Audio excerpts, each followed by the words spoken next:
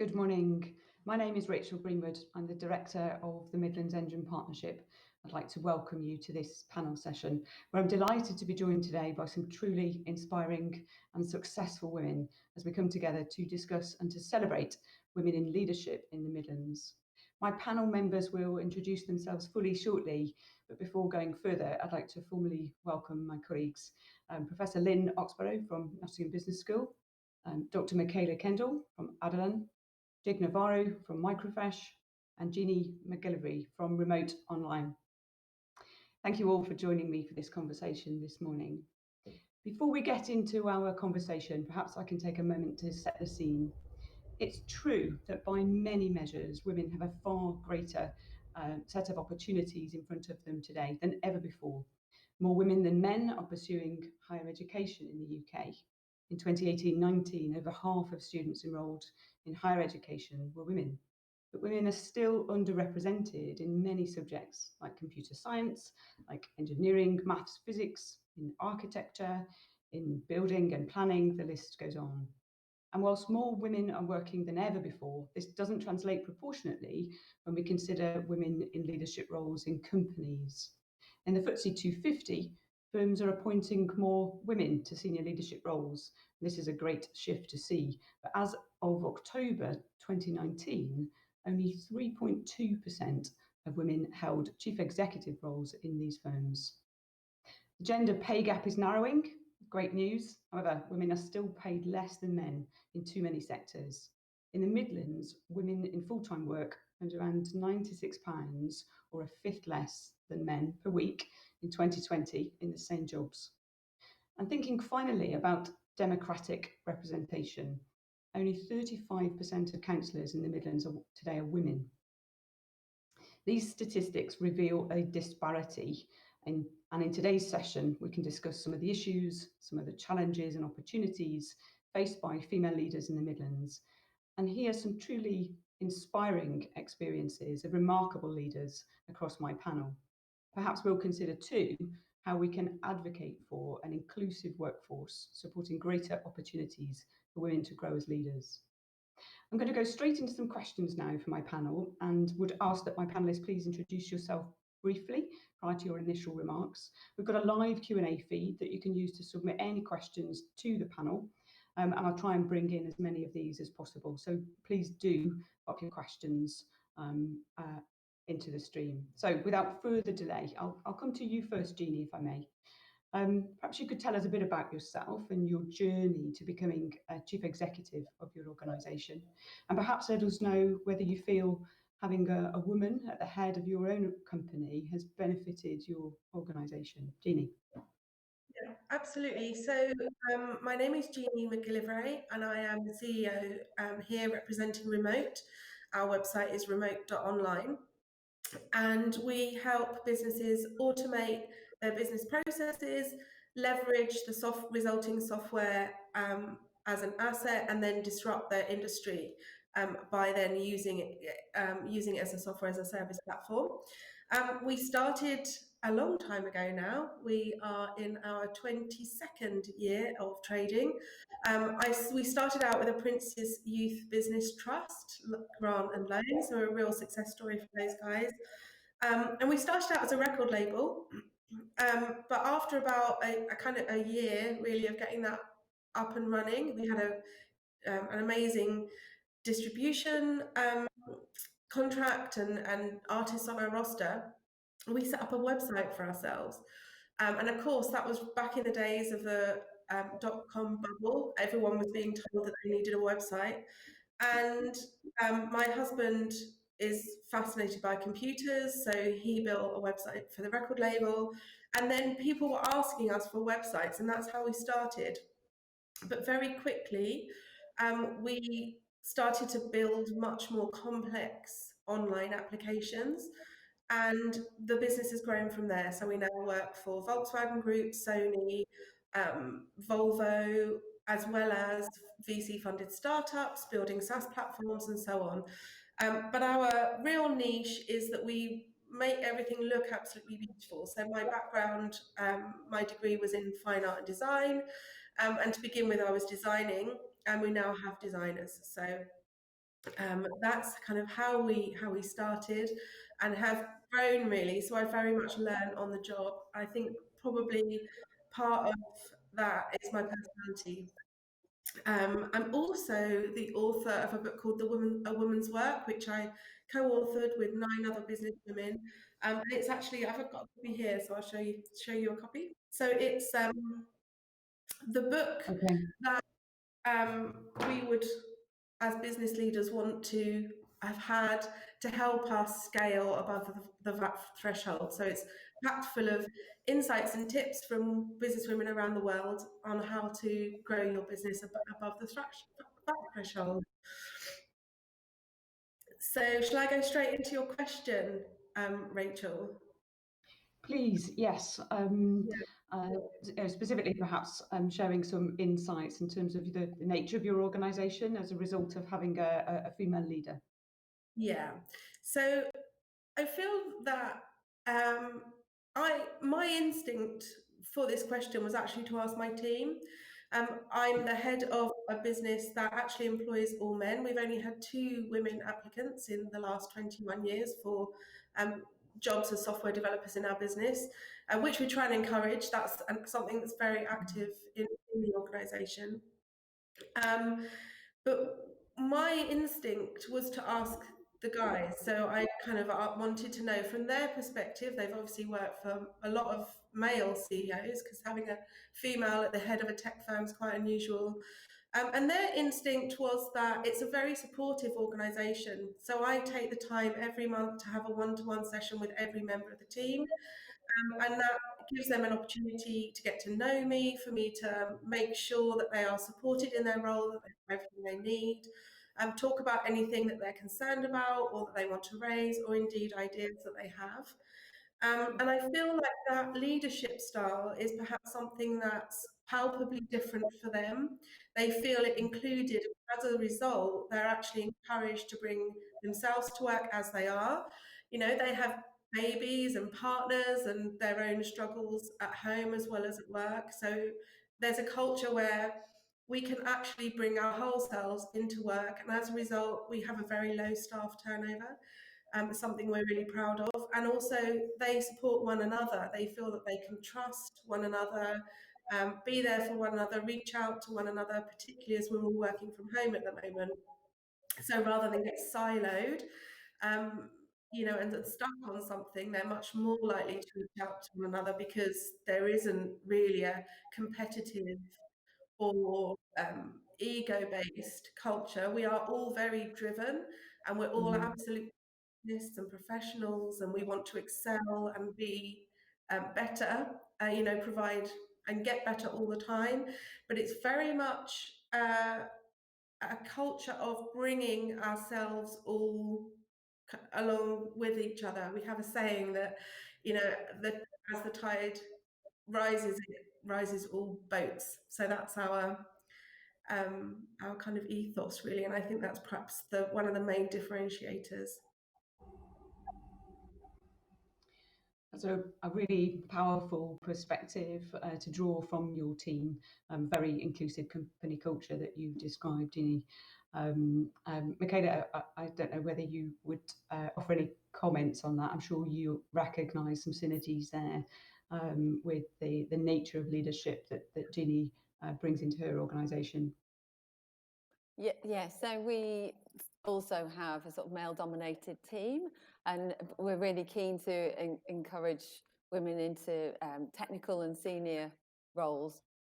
But we do also have a strong organising team, which is I would say, more female.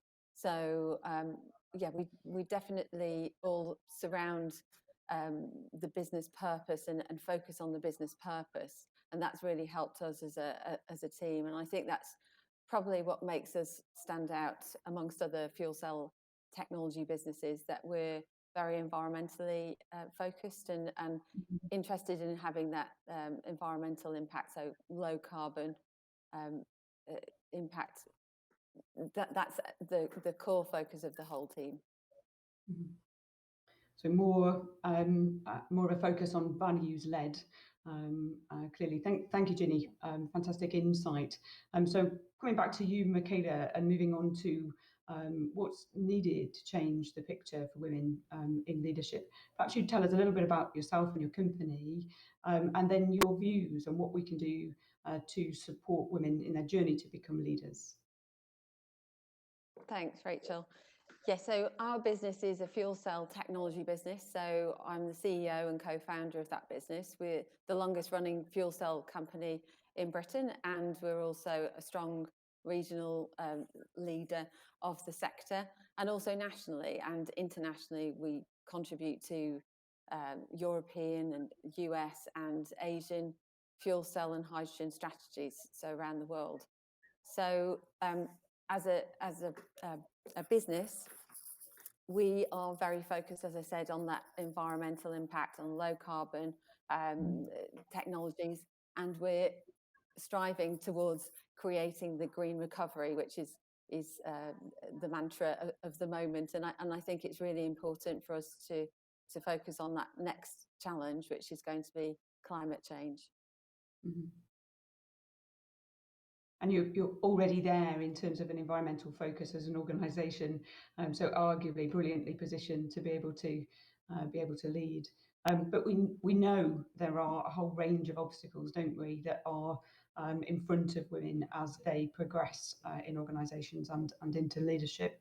What are your experience, both from a position as chief executive of your own organisation, but also as a leader in industry?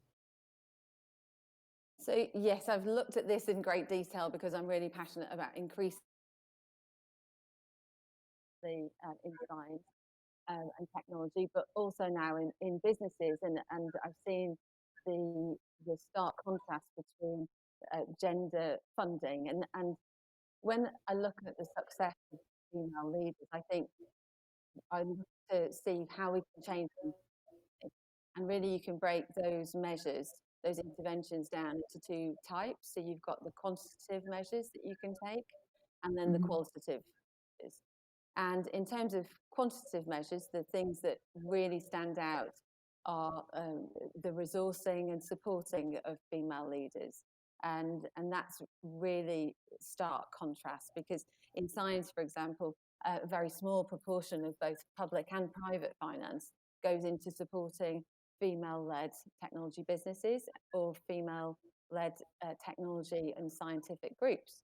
So a key measure to support and encourage and draw through those leaders is to provide that financial resource, which is funding, and also other types of support, which are maybe harder to measure, but are also really important.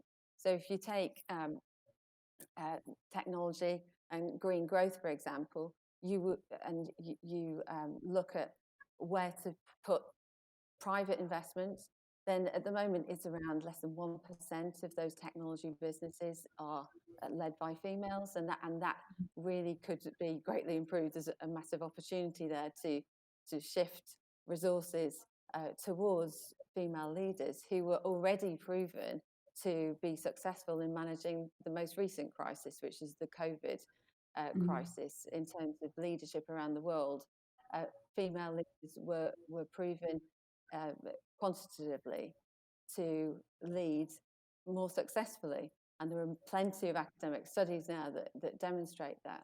So in the next challenge, which is the low carbon climate change challenge, it's very logical, reasonable and rational to support female leaders to be successful there. And that really involves both private investors and also public investors.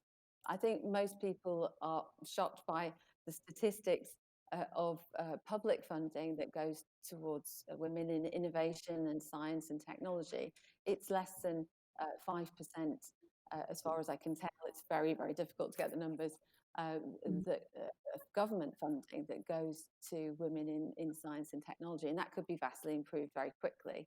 In terms of qualitative measures, I think there's lots and lots of evidence now that mentoring, the right type of mentor, either male or female, can massively change the trajectories of female leader careers, and that's absolutely important. But it's a qualitative measure, and it's not clear that all mentoring works. And I've definitely personally experienced both the good and the bad side of that. And then providing that support is important to then make those leaders successful, and then those and become aspirational, and then other women can see that success and be, you know, if you can see it, you can be it.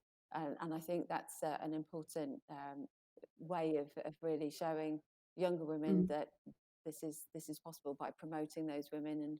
And yes, and we know that balanced teams win. But balanced teams in terms of gender are always better. That the academic press shows that.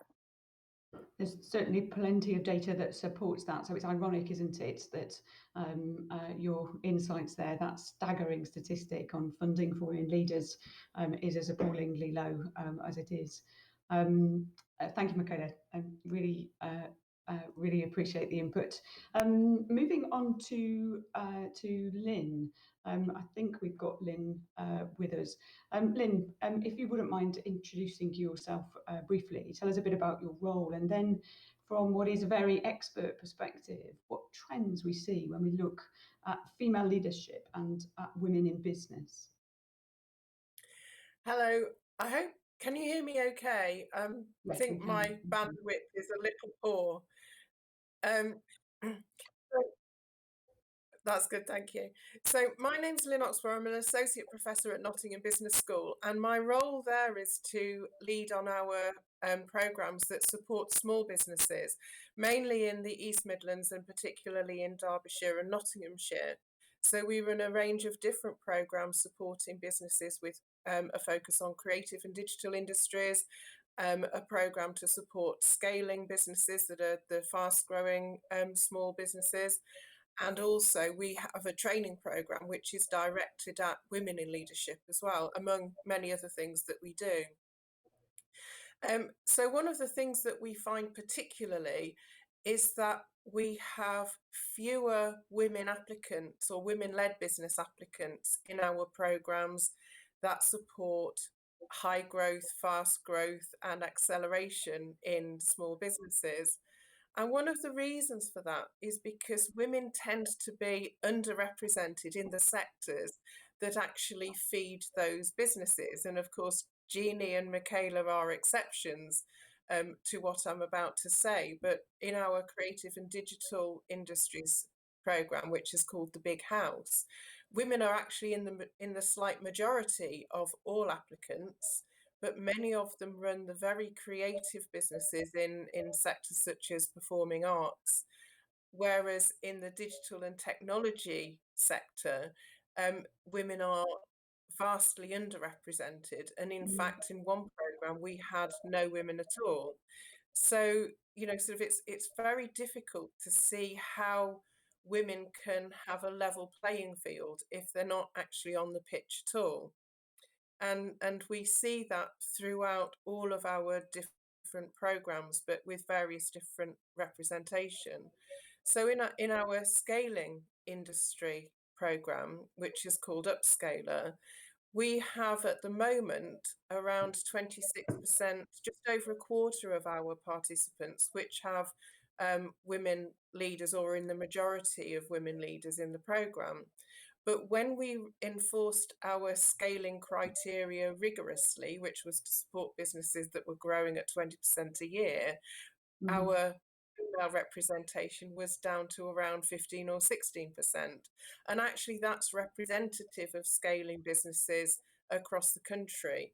So, you know, there's a real double whammy for women. So they're not in the sectors which are likely to grow most quickly, but they also aren't in the positions of leadership that enable them to be at the forefront of businesses as they grow.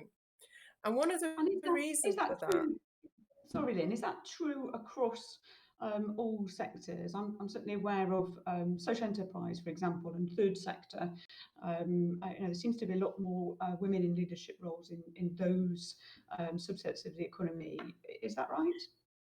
Yes, so there are more women in sectors such as, for example, health, education, social care, but those aren't the ones which are growing the most dynamically. So, you know, sort of while there are lots of women, and also lots of women leaders in sectors such as um, community interest companies and charitable organisations as well. So we have lots of women that come onto our Women in Leadership programme that are from third sector organisations.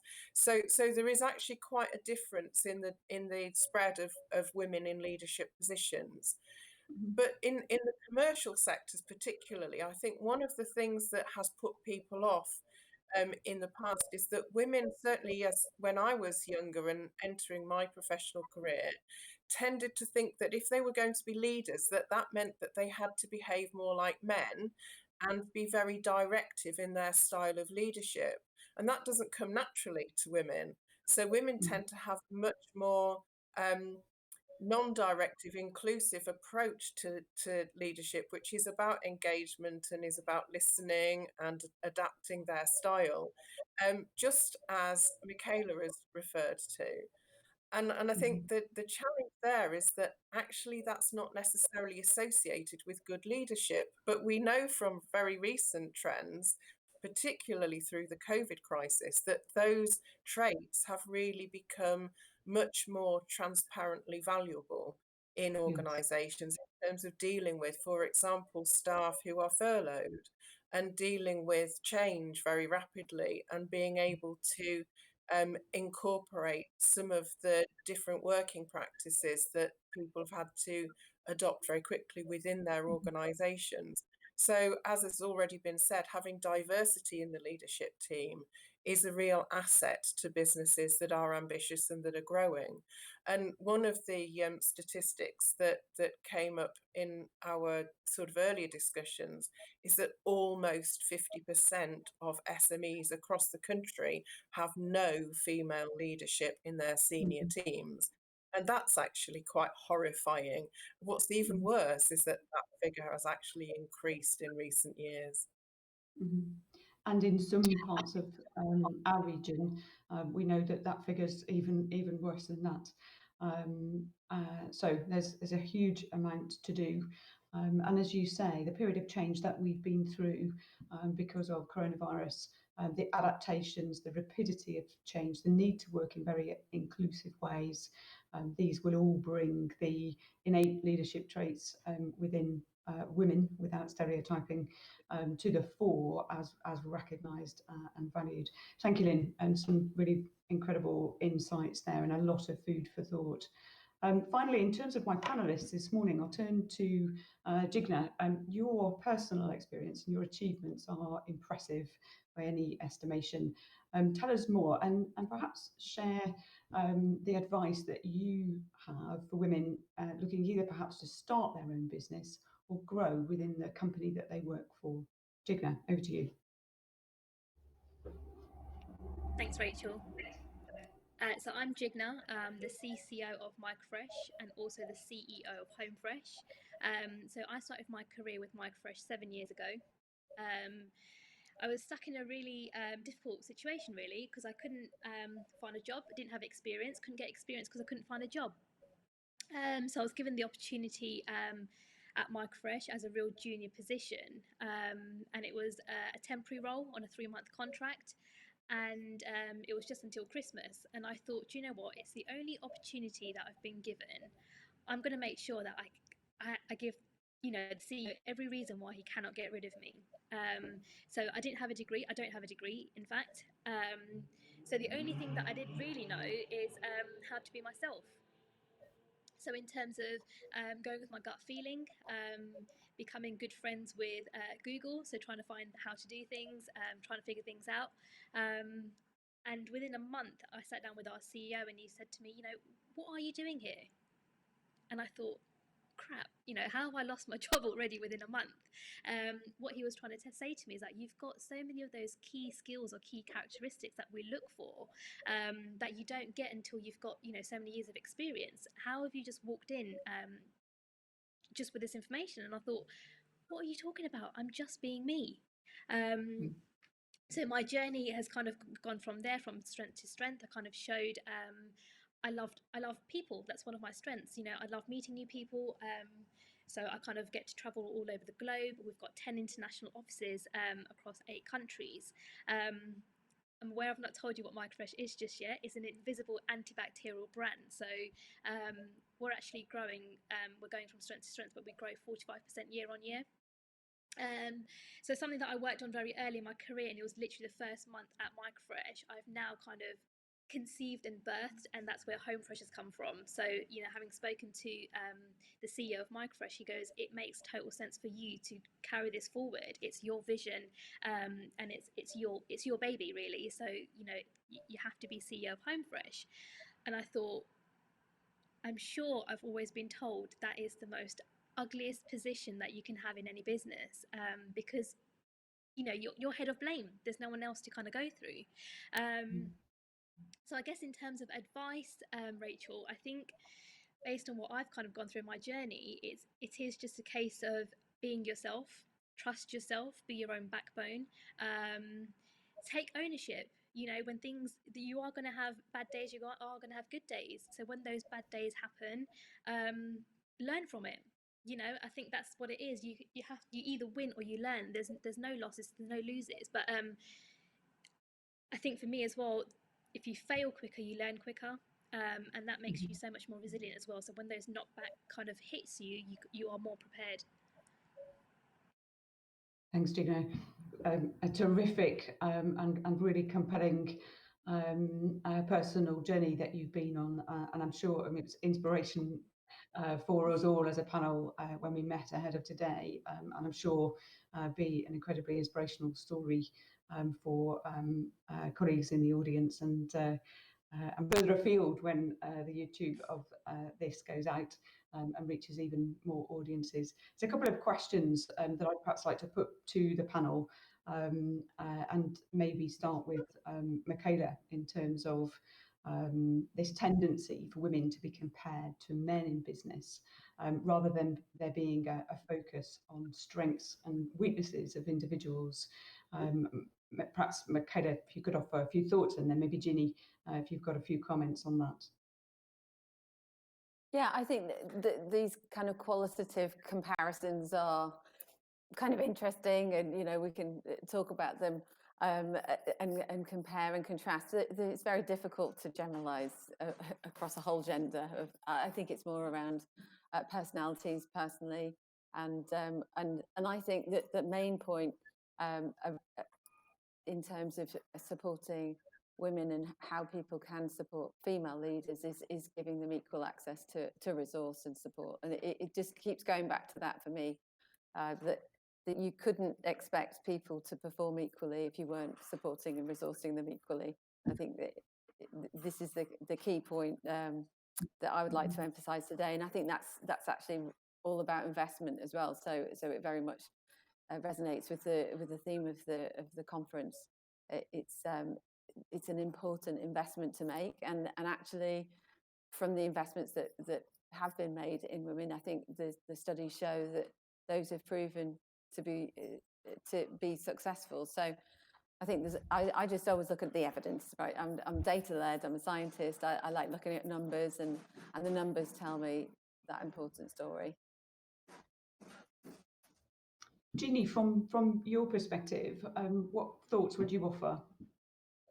So I was pondering it. I think Michaela's given a great overview from an outside in perspective. So maybe from an inside out perspective. For me, being the CEO of a growing firm, I viewed it as an art form. So I very much learned on the job, and I feel like for women, because we aren't expected to be at the head of technology or engineering or other companies, to actually, we can come up a lot against a lot of obstacles. And I feel like, bouncing off what Jigna said, that actually resilience is very key. I know it's key in any industry and in any business, but I feel that for women, we need to learn to navigate quite often a very, very male dominated environment, to kind of hold our own, but also to get the best out of people and to encourage any given situation to become collaborative and respectful. So personally, I would just say that it really, to be any kind of leader in any kind of an organization, it's very much an art form. It's something that you learn and you refine, you make mistakes, but really the people are the company. So making sure that everybody has what they need, that they are supported, and actually to bring out the best in people is how companies succeed. So from a kind of inside perspective, I'd maybe offer that angle on that question. Some common threads there with the learning journey, the personal journey that Jigna described. I suppose fundamentally we've got a very unlevel playing field. So Michaela gave us those terrific stats, which are terrible by any measure, in terms of levels of investment and levels of support. Lynn, from your point of view, is there any data that suggests why, given we've got some formidable women leaders and some phenomenal opportunities to invest in growth companies, is there any reasons why that investment isn't happening?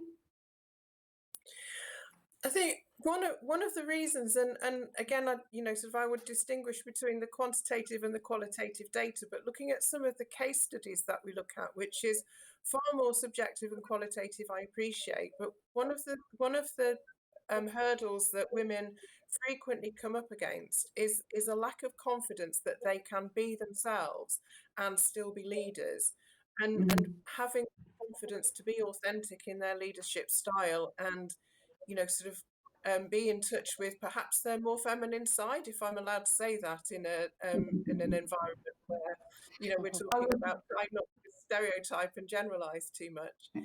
But I think I was on the opposite, particularly about the. Sorry, Lynn. I was thinking particularly about the comments you made about risk and balance of risk and investment when we were discussing some of the challenges here a little while ago. Yes, so I think one of the things that we find with women leaders particularly is that they may be part of a family run business, and therefore they may not be in a position to make the decisions about risk, but also they're trying to balance multiple things in their lives as well in many cases. And sometimes taking risks in terms of, for example, investment may not be the most obvious route forward for particular women. But actually, I think the other side of it is about investors having confidence in women-led businesses. And I think, as Michaela has outlined very clearly, that simply isn't the case, and it's about the outward perception of women-led businesses in many ways that I think falls short there. Thanks, Lynn. Jigna, I'm going to come to you if I can. I'm going to ask you a question that I've got a feeling I think I know how you're going to answer it. So don't hold back. Do you think there's still a need to dismiss myths around industries where women can and can't work, or should and shouldn't work? Sorry, say that again, Rachel. It broke up slightly. Do you think there is a need to dismiss myths around the industries where women should or shouldn't work? Absolutely not. I mean, from my own personal experience, I think I mentioned this to you the other day. If my mum had her way, I'd be a doctor, probably married to a CEO. So definitely not. I think, for me, I started off university. I actually did biomedical because I have a real passion for science. Due to really unfortunate circumstances, I couldn't finish my degree. So for me, I kind of had all these barriers coming at me saying, well, you've got half a degree, you don't have experience, what are you going to do with your life? But for me, what I found out was rejection just often means redirection. So again, just kind of going with your gut feeling and seeing where that takes you. Again, when I started 7 years ago, I was really naive. I didn't know that I was going to be labelled against this whole, oh, you're now recognised as a woman in business, or, becoming leadership. And it's just, you've kind of, as you progress, you kind of start getting so many tags attached to you. So no, I just think do what you got to do.